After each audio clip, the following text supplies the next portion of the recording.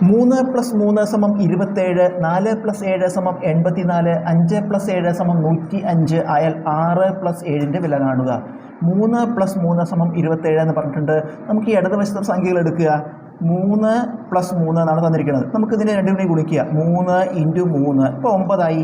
അതിനെ ഒരു 3 കൊണ്ട് ഗുണിച്ചാൽ 3 × 3 9 × 3 27 ഈ സംഖ്യ കിട്ടി. അതുപോലെ 4 + 7 ഇത് ഗുണിക്കുക. 4 × 7 ഇൻറ്റു അതിനെ ഈ സ്ഥിരസംഖ്യയായി 3 കൊണ്ട് ഗുണിക്കുക. 4 × 7 28 × 3 84 കിട്ടുന്നുണ്ട്. അതുപോലെ 5 + 7 5 × 7 ഇൻറ്റു സ്ഥിരസംഖ്യയായ 3 5 × 7 35 × 3 105. അതുപോലെ 6 + 7 6 × 7 ഇൻറ്റു 3 6 × 7 42 × 3 126 ഉത്തരം.